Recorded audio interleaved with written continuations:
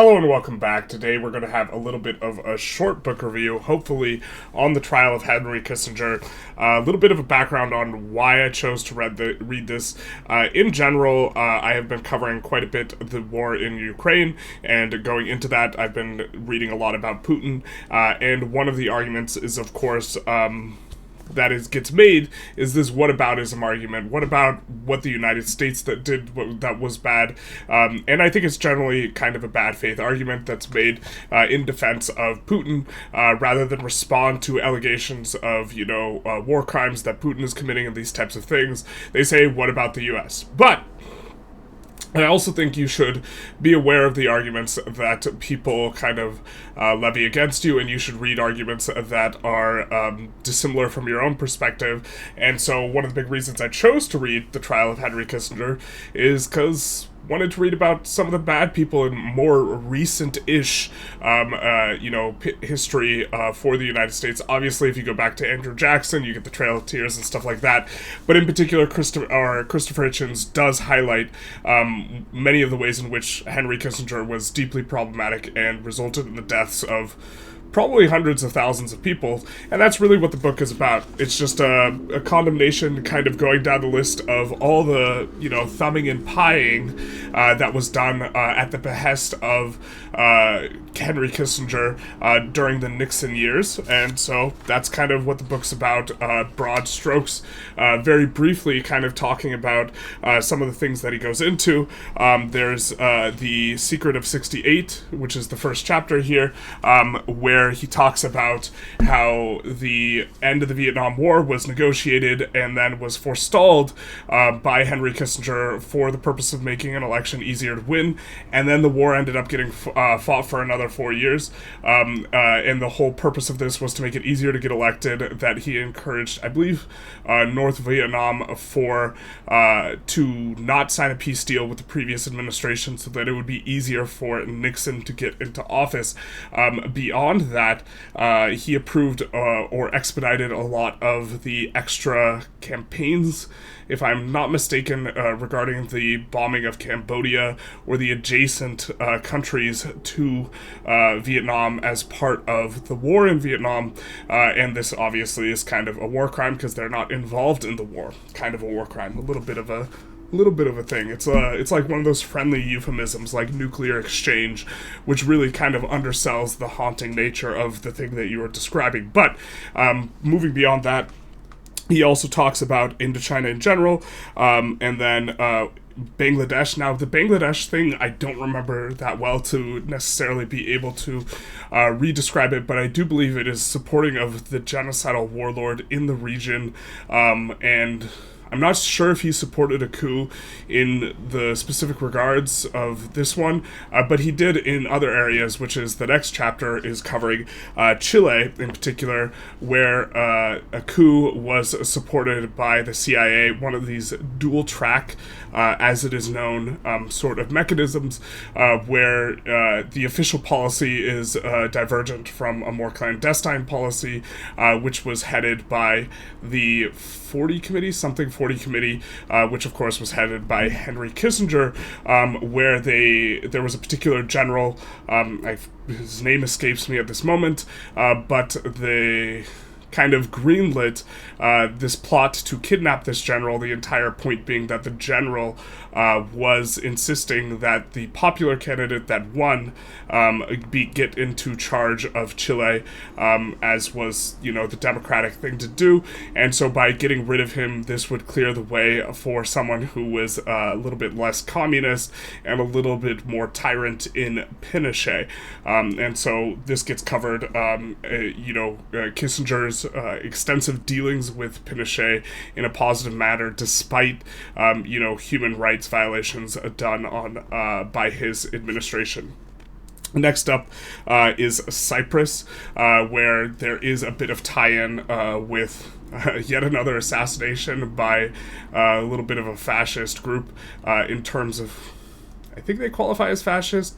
I'm not really sure, but the Greeks assassinating the leader of Cyprus, which was, another sort of thing that was, if not actively promoted, was at the very least tolerated and supported. For all of these things, the evidence is, I think, substantive, but not as necessarily clear cut. But reading between the lines, Christopher Hitchens does a good job of outlining why Kissinger is responsible for a lot of these things, or if not responsible, if you want to take the most generous interpretation, just wildly indifferent to these things happening and engaging with the people who are, fulfilling these tasks. But, providing money post hoc after the assassination to the assassins is not exactly the exact way you want to distance yourself, as a person who doesn't support those, if indeed that is your position. He also talks about East Timor, where the administration supported Indonesia and Indonesia in their, brutal invasion of East Timor. It's kind of a little bit more of the same, and so we don't necessarily need to get more into specifics, but, in a lot of these, well, in East Timor, a lot of people died as well, in terms of the numbers, and same in Bangladesh. I think these are the two, as well as by the bombing in Vietnam. I think in total, several 100,000 people die as a result of, it appears, these interventions that are done by Kissinger, with what appears to be kind of behind this shield of defending the world against communism. But in the case of Cyprus and the Greeks in particular, those I forget if it's rebels or the exact nature of the group in Greece that assassinated or attempted to assassinate the leader of Cyprus. But with those, there had campaign contributions to the campaign that Kissinger was supporting. I think this was Nixon, and that there's a little bit of a thing where the CIA is feeding, money to the Greek group is feeding money to the campaign, and there's a little bit of a problem when you have the CIA feeding money to someone who is feeding money to a political campaign, and obviously this is completely scandalous, although in more modern times, I suppose, what constitutes scandal, the bar has certainly been lowered, but then there is a little bit of, as a kind of final one, or final point to be made, he talks about an assassination by these same Greek groups, a Greek group against one of its, is expat the right word? A Greek man who is effectively living in exile outside of Greece, and was a significant critic of the people who had rose to power, the new Greek regime, and how Kissinger and his group effectively, I don't think the assassination is successful or takes place, but was a semi-green lighting, assassinating someone on U.S. soil in Washington, D.C. The exact details of that kind of escape me a little bit, but those are kind of the topics that do get covered in the trial of Henry Kissinger. And in general, I do think that Christopher Hitchens has a pretty strong adherence to facts, although he generally has more of a polemicist style, and maybe is selective in that regard. I would regard him as a polemicist, and that's also one of the reasons why I chose Christopher Hitchens, because one of the pieces that I've read on Putin is unambiguously a polemic being a piece that is written specifically to rip apart someone else, and so it is not necessarily some even-handed type of affair. It is where you are trying to cite as much evidence to show, hey, this is a horrible person, in this case, doing it for Henry Kissinger. I think that we're probably going to read the one on Bill Clinton as well, kind of per wanting to focus a little bit more on some more recent people in the United States past as a means of achieving some sort of balance. But let's get into the ratings here for Hitchens' book, The Trial of Henry Kissinger. For utility, I'd give it a 1.5. Even if you wanted to put Kissinger on trial, which after reading this book I think would be something that's somewhat reasonable on a variety of fronts, Kissinger is dead. So I don't really see how this book would necessarily be that useful, other than providing greater context or this type of thing, but there's probably a better book for doing that, for providing context for, if you want to talk about 70s and 80s foreign policy and this type of thing. I don't even know if this would be like the best type of book to be reading for that. It's specifically going after Kissinger for war crimes, crimes against humanity, and, leading to an enormous amount of suffering of individuals.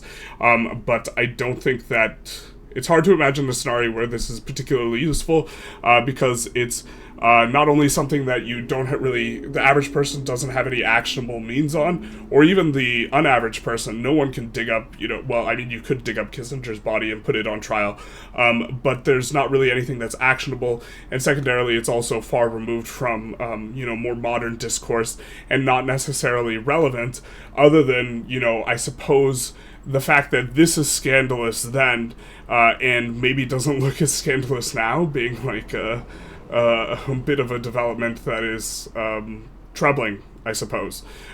For novelty, I gave it a 4. I think that we scored it a little bit below average because I think your knowing of this is not particularly important. I think that Kissinger's reputation overall is not perhaps as negative as it should be, so scoring a little bit higher in novelty in that regard, because I think it's maybe a perspective that's not seen as much, but this is also really hard for me to evaluate. I wasn't around in the 70s, so I don't really have my thumb on that type of pulse, and so I could just be like wildly off with novelty. If Kissinger being a monster was more of a mainstream type of perspective and something that more people are aware of, I would score it lower on novelty, something like this. For entertainment, I gave it a 5.5. I generally like Hitchens' style. I think that he doesn't get too bogged down necessarily in details, despite this being a piece of investigative journalism / a polemic. And so I do think that it makes for pretty easy reading. I think that in general, Christopher Hitchens' prose is better than this. In particular, this is maybe one of his older books. The copyright date was in 2002. Christopher Hitchens passed in 2010, and I certainly think that his prose is much better, closer to his passing. But it's also could have been the case that there was a certain editorial oversight that just kind of prevented him from being, let's say, a little bit more colorful with, his prose, which kind of brings us to style of 6.5. I generally like Christopher Hitchens' style quite a lot. This was one of the less impressive kind of books by him, but I still liked it nonetheless. For readability, I gave it a 7. Kind of considering with the content that's being covered, I do think the book was very easy reading, and so I do think that was, something that was interesting. And also for interest, I gave it a 6.5. I think that, in general, and maybe I'm way off in this perspective, I think that in general, Americans kind of have this perspective that the United States just generally doesn't do bad stuff, and when we did do the bad stuff, it was, back then, or this type of thing. I think Kissinger is not that far removed. He's about half a century ago, mid-70s was when he was kind of kicking around, and that's kind of, in the grand scheme of things, that's fairly recent, and I think that some of the stuff that Hitchens lays at Kissinger's feet, and I think he does a pretty good job of nailing down responsibility to Kissinger. I think some of these things are relatively monstrous, let's say. And so I think it's a bit interesting to try and, peel back some of the layers of these types of things, because I think that these are the types of things, if you are an American, that you're kind of, to some extent, aware of on the periphery, in regards to the United States putting their finger in pies of a lot of South American countries and this type of stuff, but maybe aware of in a less detailed type of way, because becoming informed on the details is not necessarily something that you would be motivated to do, and it's just a kind of more of a not necessarily misinformed type of thing, but ill-informed type of thing. And to that end, I do think that reading something like this will be maybe a little bit interesting and illuminating to see just how much the finger was put on the scale in some areas. And also, I'm definitely a capitalist here, but when you see how the communist regimes failed, but they also failed because there's a thumb on the scale, like thinking specifically of Chile here, which unless I'm grossly mistaken, the guy who was elected was a communist or was communist adjacent, and then he was, he was couped by the military, and this coup was facilitated by the assassination of a general who would have otherwise supported the duly elected individual in Chile. And then Pinochet goes around and just brutalizes the people afterwards, and has kind of a bit of a rough regime for which Kissinger supported him. These types of things. I think that it's interesting to read these things, although not particularly useful because we're a bit far removed from it at this point in time. So we have an overall record or rating of 5.17, which is, it's kind of an okay book, but it's really hard to, as far as recommendations go, think of a group to whom I would recommend this.